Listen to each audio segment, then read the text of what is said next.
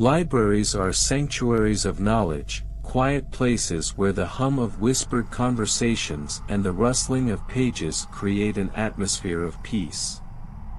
However, beneath this veneer of tranquility, some libraries harbor secrets that are best left undisturbed. This is a story about one such place, where the quest for knowledge turned into a descent into terror. Emily had always been drawn to books. From a young age, she found solace in the pages of novels, escaping into worlds filled with adventure, romance, and mystery. So, when she landed a job as a librarian at the old Rosewood Public Library, she felt like she had found her dream job. The library was an imposing structure, built in the early 1900s, with towering shelves that reached the ceiling and a vast collection of rare and antique books. On her first day, Emily was given a tour by Mr. Harris, the head librarian. A gaunt man in his late 50s, Mr. Harris had an air of authority and an encyclopedic knowledge of the library's contents. As they walked through the labyrinthine aisles, he warned her about the library's basement. "It's not safe down there," he said, his voice grave. "The foundation is old, and the structure is unstable. No one goes down there unless absolutely necessary." Emily nodded, but her curiosity was piqued. What secrets could the basement hold? A few weeks into her job, Emily began noticing odd things. Books that she distinctly remembered shelving were found in different places. Lights flickered intermittently, and she often felt a chill in the air despite the library's efficient heating system. At first, she dismissed these occurrences as the quirks of an old building, but the sense of unease grew stronger each day. One evening, while closing up, Emily heard a faint whispering sound. She followed the noise to the history section, but found no one there. As she turned to leave, a book fell off the shelf and landed at her feet. The title was The Haunting of Rosewood Library. Intrigued, she took the book home.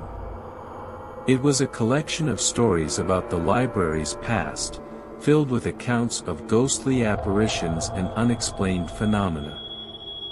One story, in particular, caught her attention, the tale of a young librarian named Sarah who had disappeared in the 1920s. Sarah was a diligent librarian who had worked at Rosewood for several years. According to the book, she was last seen entering the basement one stormy night, never to be seen again. Her disappearance was a mystery, and despite extensive searches, no trace of her was ever found. Emily felt a chill run down her spine. Could Sarah's disappearance be connected to the strange occurrences she was experiencing? Determined to find answers, she decided to investigate further. The next day, Emily waited until the library was empty. With Mr. Harris gone for the evening, she seized the opportunity to explore the basement. Armed with a flashlight, she descended the narrow staircase that led to the forbidden area. The basement was a vast, dimly lit space filled with rows of old bookshelves and crates of forgotten documents. As she wandered deeper into the labyrinth, she noticed a peculiar thing, a series of symbols etched into the walls.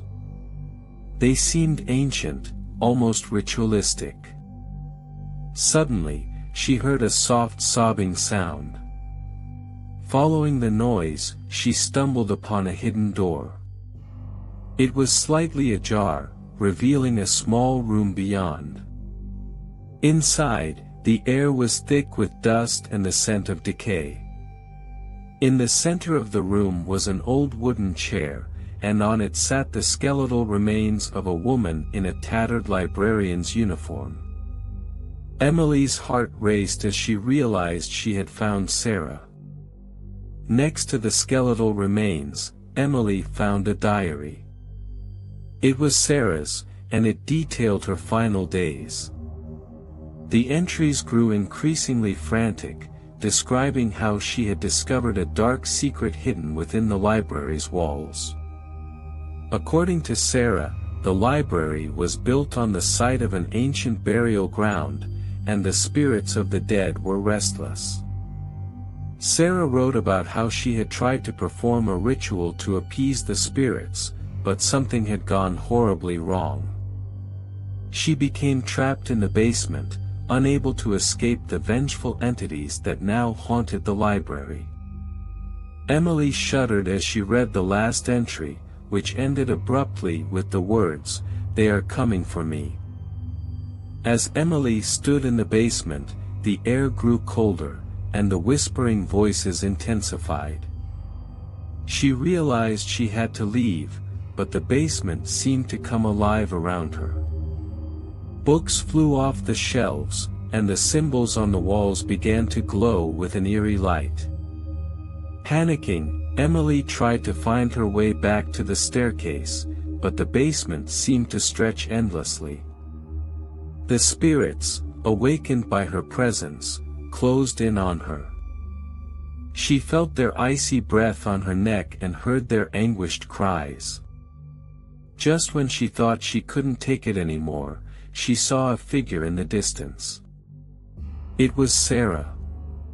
Sarah's spirit guided Emily to a hidden passage that led back to the main floor of the library. As they emerged from the basement, the library fell silent. Emily knew she couldn't leave things as they were. The spirits needed to be put to rest, and she had to find a way to do it. With Sarah's diary in hand, Emily researched ancient rituals and contacted experts in the paranormal.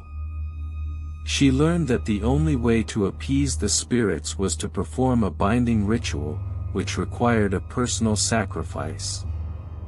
Emily was terrified, but she knew she had no choice. She prepared for the ritual, gathering the necessary items and setting up a circle of protection in the library's main hall. As she began the incantation, the spirits manifested around her, their faces twisted in anger and sorrow. Emily's voice trembled as she recited the ancient words. The spirits grew more agitated, and the temperature dropped further. She could feel their rage, their desperation. Just when she thought she couldn't continue, Sarah's spirit appeared beside her, lending her strength. Together, they completed the ritual. The spirits screamed in agony as they were bound, their forms dissipating into the ether. The library shook violently, and for a moment, Emily feared it would collapse. But then, as suddenly as it had begun, the chaos ceased. The library was still. In the days that followed, the strange occurrences stopped. The library returned to its peaceful state, and Emily felt a sense of calm she hadn't experienced since she started working there. Mr. Harris never asked about the basement, and Emily never mentioned it. However, she couldn't shake the feeling that she was being watched. Late at night, when the library was empty, she sometimes heard faint whispers and felt a cold breeze brush past her. She knew that while the spirits had been bound, their presence lingered. Emily's experience at Rosewood Public Library taught her a valuable lesson: some secrets are meant to stay buried. In her quest for knowledge and understanding, she had uncovered a darkness that had almost consumed her. The moral of her story is clear: curiosity can lead to dangerous places, and not all mysteries are meant to be solved. Sometimes, it's best to let the past rest in peace, for the pursuit of knowledge can sometimes awaken shadows best left undisturbed. Years later, Emily still works at the library, her love for books undiminished. She keeps Sarah's diary hidden in a safe place, a reminder of the horrors she faced and the spirits she helped put to rest. And while she still feels a chill now and then, she knows she has a guardian in Sarah, watching over her and the library. Rosewood Public Library remains a place of learning and refuge, but those who work there know to respect its secrets and never venture into the basement. For some stories, once unearthed, can never truly be forgotten. And so, the Rosewood Public Library stands as a testament to the power of knowledge and the dangers that come with it. A place where the past and present intertwine, where the pursuit of truth can lead to the most unexpected and terrifying discoveries.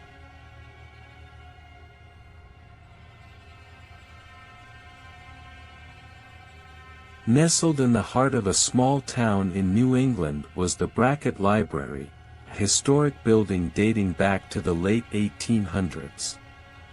It was renowned for its vast collection of rare books and manuscripts. The library's architecture, with its grandiose arches and labyrinthine corridors, gave it a timeless charm, drawing book lovers and researchers from near and far. However, the Brackett Library held a secret that few knew about. In the basement was a room that had been sealed off for decades, known only as the Shadow Room. The room was rumored to be cursed, and its history was shrouded in mystery. Legend had it that anyone who entered the room was never quite the same when they left, if they left at all. In the summer of 2023, a group of college students from a nearby university decided to investigate the rumors. Among them was Emily, a curious and brave literature major who had always been fascinated by the paranormal. She convinced her friends, Tom, an amateur historian, Lisa, a skeptic, and Jake, who was just looking for a thrill, to join her on a late-night adventure to uncover the truth behind the Shadow Room. Armed with flashlights, cameras, and a Ouija board, for good measure, the group made their way to the Brackett Library one stormy night. The rain pounded against the windows as they crept inside, their footsteps echoing through the silent halls. Emily led the way, her heart pounding with a mix of excitement and fear. After navigating the maze-like corridors, they finally reached the basement. The door to the Shadow Room was old and covered in cobwebs, its hinges rusted from years of disuse. Tom produced a set of lock-picking tools he had borrowed from the university's theater department, and with a few deft movements, the lock clicked open. The door creaked as it swung open, revealing a dark, musty room. Dust particles danced in the beams of their flashlights, and the air was thick with the scent of old paper and something else, something metallic, like blood. Lisa wrinkled her nose. "This place smells awful. Are we sure about this?" Emily nodded resolutely. "We've come this far. Let's see what we can find." As they stepped inside, the temperature seemed to drop several degrees. The room was filled with old books, strange artifacts, and a large wooden table in the center. On the table lay a single book, bound in dark leather. Its title was embossed in gold, The Shadow Grimoire. Jake picked it up and started flipping through the pages. "It's just a book of spells and rituals. Nothing to be scared of." But as he said this, the door behind them slammed shut with a deafening bang, and the lights flickered before going out entirely. The room was plunged into darkness, broken only by the narrow beams of their flashlights. Panic set in. What the hell was that? Tom whispered, his voice shaking. Emily tried to stay calm. Everyone, stay close. Let's not panic. Suddenly, a cold, raspy voice filled the room. You should not have come here. The group spun around, their flashlights searching for the source of the voice, but there was nothing, just shadows. Emily's hands trembled as she clutched her flashlight tighter. We need to get out of here, Lisa said, her voice cracking. They rushed to the door, but it wouldn't budge. No matter how hard they pushed or pulled, it remained firmly shut. The voice echoed again, closer this time. You cannot leave. You belong to the shadows now. Tom, trying to keep his composure, said, there must be another way out. Look around for anything, another door, a window, anything. As they frantically searched, Emily noticed something odd about the shadow grimoire. The pages seemed to be glowing faintly. She opened it to a page marked with a strange symbol, resembling an eye surrounded by darkness. Guys, look at this, she said, showing them the book. I think this might be our way out. The ritual. The book described a ritual to banish the shadows and open a path to freedom. It required a chant to be spoken aloud by all participants, while one person drew the symbol on the floor using a piece of chalk that was conveniently lying nearby. Do we have any other choice? Jake asked, looking at the others. No, Emily said firmly. Let's do this. Tom drew the symbol on the floor as Emily recited the chant. Their voices echoed through the room, growing louder with each repetition. The temperature continued to drop, and the shadows seemed to close in on them. As they finished the chant, a blinding light filled the room. The shadows recoiled, hissing in anger. The door flew open with a force that sent it crashing against the wall. Run! Emily shouted.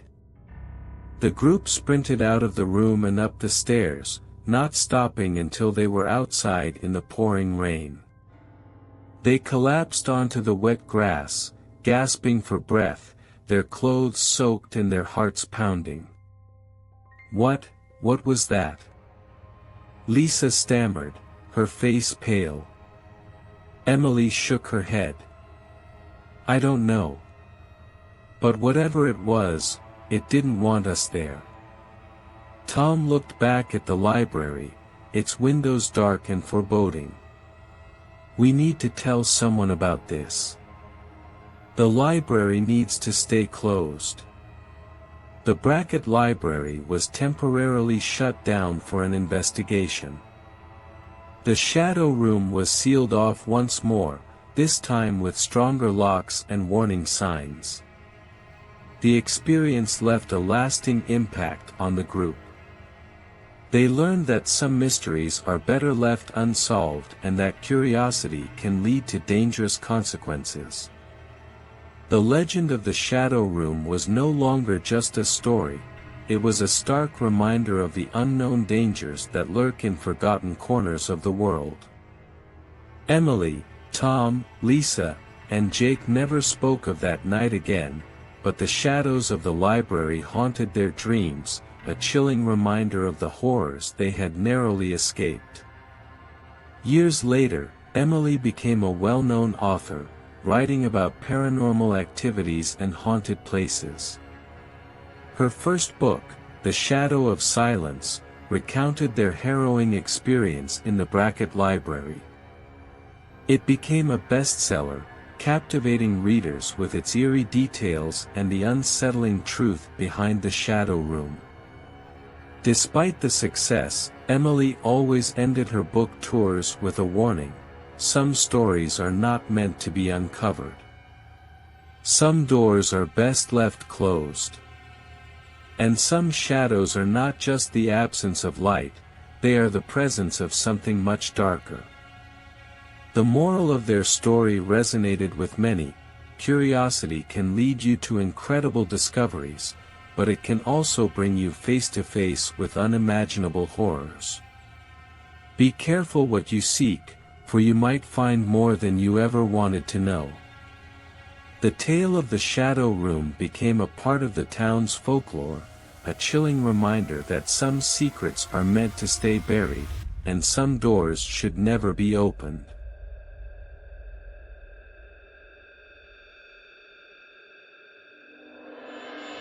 In the quiet town of Winterdale, where life ambled at a gentle pace and everyone knew everyone, the old public library stood as a cornerstone of the community. Built in the early 1900s, its Gothic architecture and towering shelves filled with ancient books created a sense of timelessness. But behind its serene facade lurked a history of whispers and shadows that only the bravest dared to explore. In the summer of 2023, Ellie Parker, a college student home for the break, took a part-time job at the library. She loved books and found solace in their silent company. Her task was to help the head librarian, Mrs. Thornton, catalog the older sections of the library, some of which hadn't been touched in decades. One sultry afternoon, Ellie was assigned to the basement, where the oldest and most obscure books were stored. The air was thick with dust, and the dim light bulbs flickered sporadically. As she descended the creaky wooden stairs, a chill ran down her spine, but she brushed it off as a figment of her imagination. Ellie's job was straightforward: sort through the old books, document them, and mark any that needed restoration. She worked methodically, her fingers tracing the spines of the forgotten tomes. After hours of work, she came across a leather-bound journal, its cover cracked and worn. It wasn't listed in the library's inventory, and curiosity got the better of her. The journal belonged to a former librarian, Margaret Caldwell, who had worked there in the 1950s. As Ellie flipped through the pages, she realized it was a personal diary filled with entries about Margaret's life. But as she read further, the entries grew darker and more disturbing. August 3, 1952, I've heard whispers again today. They seem to come from the old storage room in the basement. It's as if the walls themselves are speaking. August 10, 1952, something isn't right here. Books move on their own, and shadows linger in the corners of my vision. The whispers are becoming clearer. They call my name. August 17, 1952, I found a hidden room today, behind a bookshelf.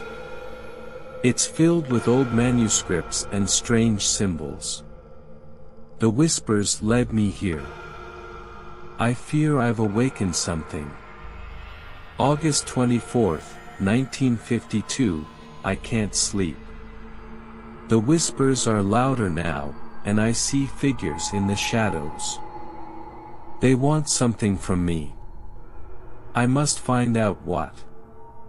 Ellie's heart raced as she read the last entry, dated September 1, 1952, The whispers demand a sacrifice.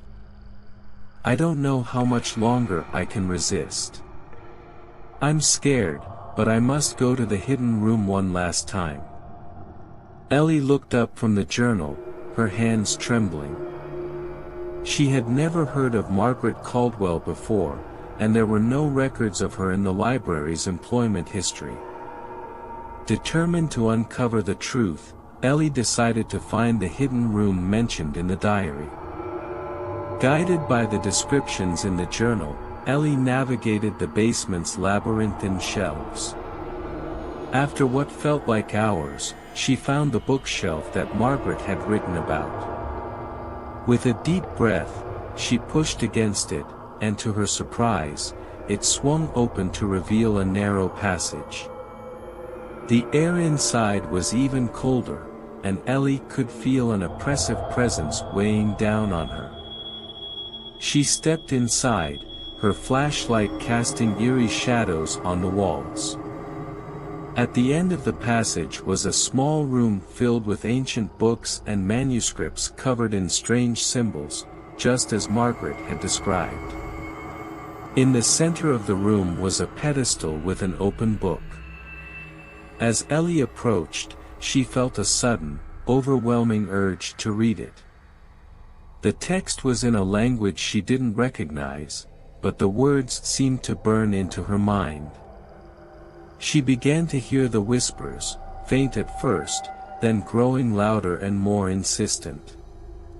"They want a sacrifice," the whispers echoed in her head.